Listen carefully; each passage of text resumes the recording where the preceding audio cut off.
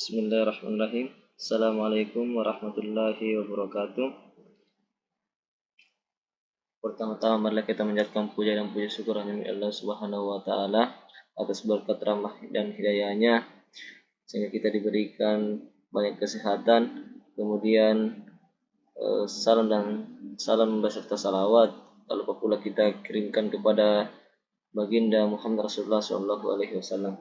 Baik, perkenalkan nama saya Ibnu Haldun dengan NIM 21020450019 dari jurusan Pendidikan Teknik Elektro Fakultas Teknik Universitas Negeri Makassar.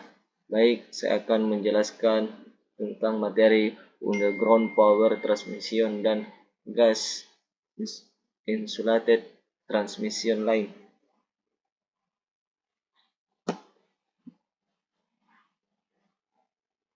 Pokok pembahasan yang pertama yaitu pengertian underground power transmission dan gas insulated transmission line. Yang kedua, kelebihan dan kekurangan. Yang ketiga, perbandingan kinerja. Yang keempat, dampak terhadap lingkungan. Pendahuluan, sistem transmisi energi listrik adalah tulang punggung dalam menyediaan listrik untuk kebutuhan masyarakat modern.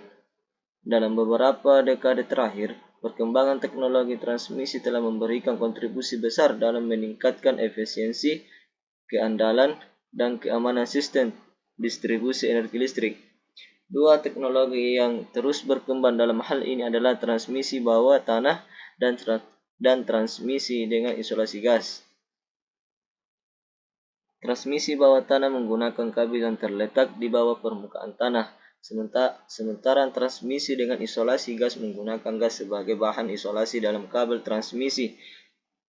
Kedua teknologi ini memiliki karakteristik yang unik serta kelebihan dan kekurangan masing-masing. Yang pertama kita akan bahas yaitu pengertian underground power transmission dan gas insulated transmission line. Underground power transmission. Underground power transmission ada untuk transmisi bawah tanah adalah metode penyaluran energi listrik melalui kabel yang terletak di bawah permukaan tanah. Teknologi ini umumnya digunakan di area perkotaan atau di daerah yang membutuhkan estetika yang lebih baik. Kabel bawah tanah biasanya terdiri dari beberapa lapisan, termasuk lapisan isolasi dan perlindungan untuk melindungi kabel dari kerusakan mekanis dan lingkungan. Selanjutnya, gas insulated transmission line. Gas insulated transmission line atau transmisi dengan isolasi gas adalah metode transmisi energi listrik yang menggunakan gas sebagai bahan isolasi dalam kabel transmisi. Gas yang biasa digunakan adalah sulfur hexafluoride SF6 karena memiliki sifat isolasi yang sangat baik. Teknologi ini umumnya digunakan untuk transmisi jarak jauh dan memiliki kapasitas yang lebih tinggi daripada kabel konvensional. Yang kedua, kelebihan dan kekurangan. Underground power transmission dan gas insulated transmission line memiliki kelebihan dan kekurangan dalam sistem transmisi energi listrik, yaitu underground power transmission.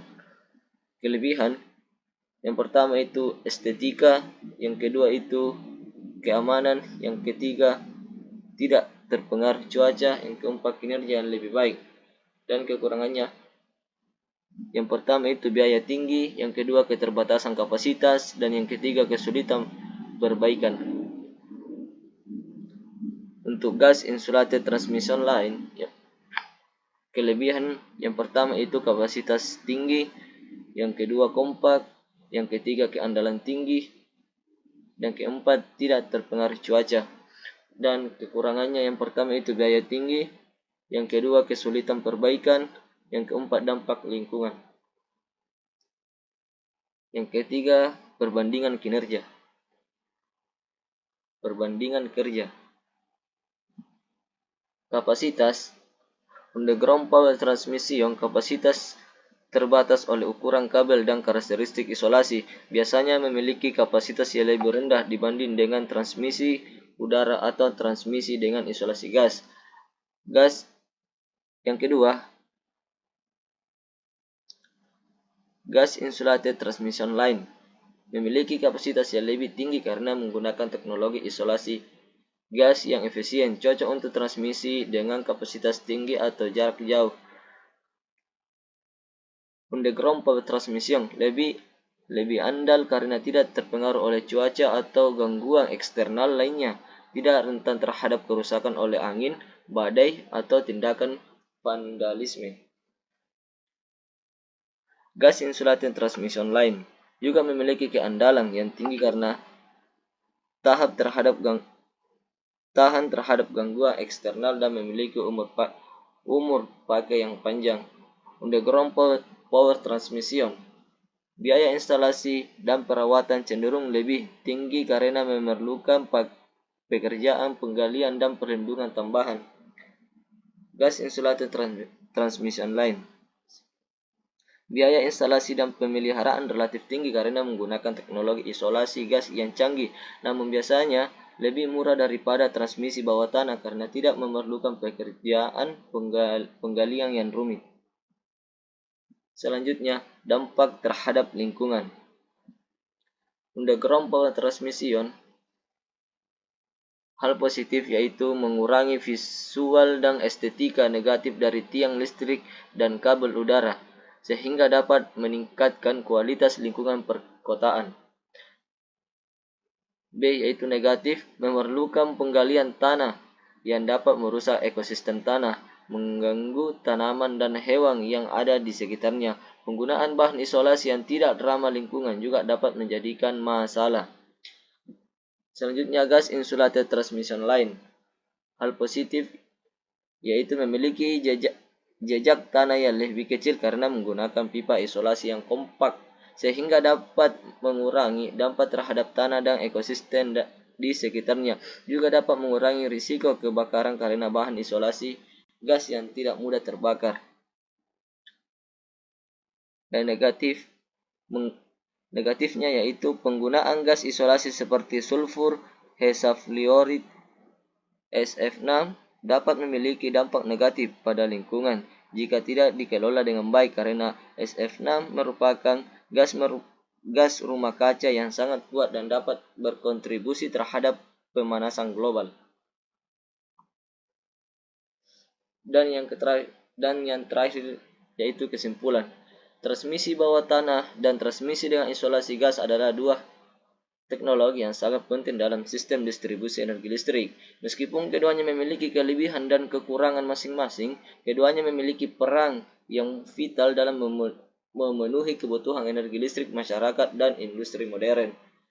Transmisi bawah tanah memiliki biaya instalasi dan perawatan yang lebih tinggi, menawarkan kelebihan dalam hal estetika, keamanan, dan kinerja yang lebih baik dalam lingkungan perkotaan.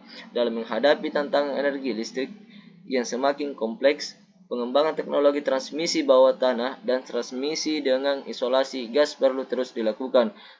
Penggunaan teknologi ini perlu dipertimbangkan secara hati-hati dengan memperhatikan kebutuhan energi, dampak lingkungan, dan faktor ekonomi.